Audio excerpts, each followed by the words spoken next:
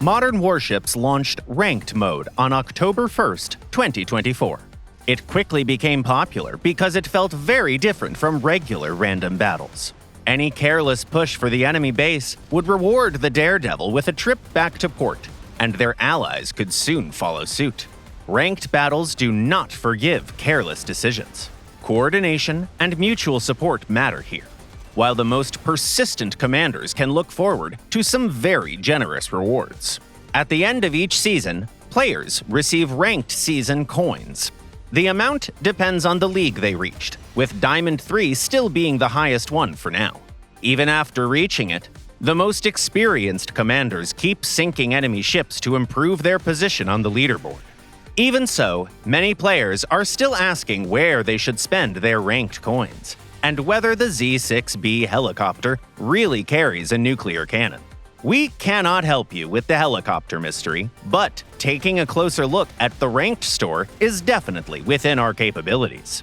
We picked out several effective ships and modules that are well worth considering. We'll begin with the ships, then move on to the equipment. Our selection opens with the compact but heavily armed SPS Smart 4000. When this frigate first arrived, it was so powerful that its cannon and grenade launchers had to be nerfed for the sake of global balance. That did not make it dramatically weaker, though. In skilled hands, this little thorn in the enemy's side can still wreak havoc in any battle mode. The ship's success comes from several factors working together. First of all, there's the armament: a powerful cannon, grenade launchers, and 3 missile batteries. For a ship this compact, its total damage output looks almost indecently high. Its protection is just as impressive. The Simbad RS and CDL MSTS systems form a dependable umbrella against most aerial threats, while the MPLS SM4 autocannon handles anti-submarine defense. Its small size and high speed also make it difficult to hit in the first place. Taken together, these advantages keep the Smart 4000 among the leaders of its class. On the other hand, this kind of fast and frantic gameplay may not be for everyone. In that case, it's worth looking at something larger, such as the cruiser USS Shiloh.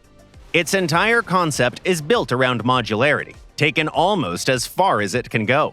The Shiloh has a large number of slots, and nearly every one of them can be filled and configured however you prefer. This flexibility lets you build the cruiser for almost any role. You can focus on long-range combat or close-quarters fighting, then specialize against either submarines or aerial threats. There's an enormous amount of room for experimentation.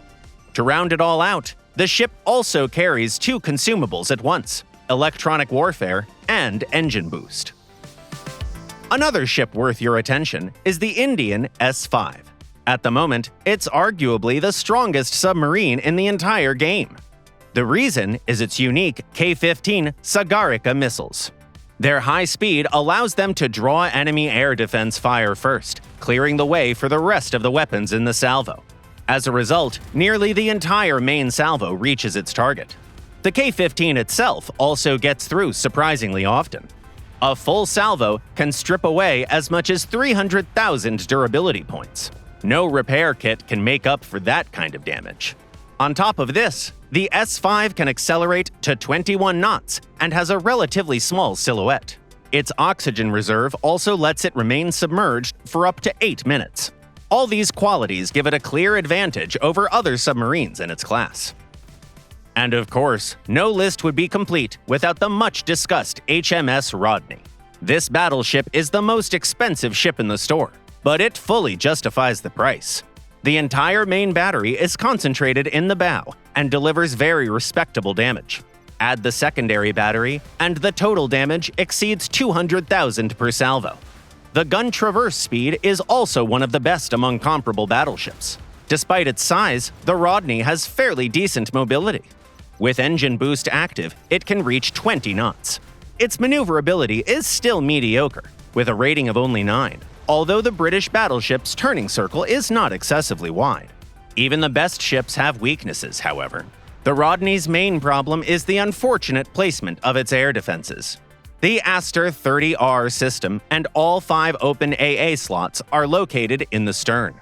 When missiles approach from the forward angles, they have a very good chance of breaking through. You can sacrifice the autocannons and replace the anti-submarine AFGS units with the Seahawk Sigmas. But then, the first submarine you meet may send the defenseless battleship straight to the bottom. The unique Wildcat helps to cover this weakness, at least to some extent. However, it cannot intercept a full torpedo salvo, and the Rodney takes that kind of hit extremely badly. There are other worthwhile ships, of course, including the Sriwijaya and the Type 071. Unfortunately, our runtime doesn't allow us to cover every single option in detail, so we've focused on only a few of them. That takes care of the ships. Now it's time to look at the equipment. The first item worth considering is the RIM 8 Talos air defense system. Its signature feature is that enormous explosion, complete with area damage. The damage per hit is also extremely high. One successful hit is enough to bring down a ballistic missile. That power comes at the cost of a very slow firing cycle. During its 10-second reload, you could brew a cup of tea and finish drinking it too. Because of this, you need to distribute your AA slots carefully, so the ship is never left completely unprotected. Another useful purchase is the A200 Navigator. It's one of the few cannons that can compete on equal terms with monsters like the Archer or the SPGH Eva. Its damage per shot reaches 46,000 points. It's also important to remember that the Navigator fires only one projectile per salvo. Even from a platform that rocks all over the place, the shot remains as accurate as possible.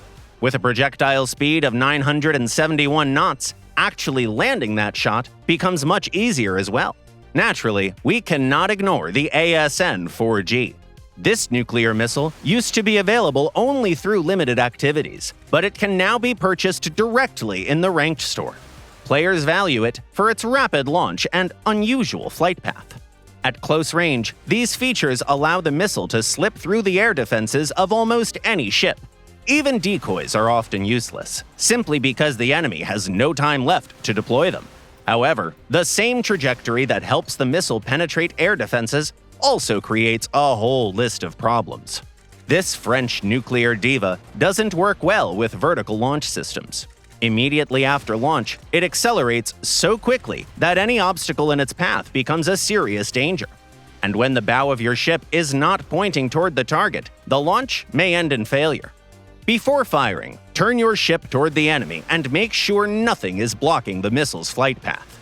This attack takes some preparation, but the effort is rewarded with high damage and a spectacular fireworks display on impact. The final item on our list is the WS-3 grenade launcher. Its main advantages are immunity to decoys and the ability to engage submarines. It fits naturally into almost any missile-focused build. The launcher works both as a direct damage module and as a way to overwhelm enemy defenses. After all, intercepting 6 projectiles at once isn't easy when each one deals almost 5,000 damage. The WS-3 also deals area damage, so the enemy won't be able to answer with a missile salvo immediately. Its main drawback is the same one shared by all missile-based launchers. It can't intercept torpedoes.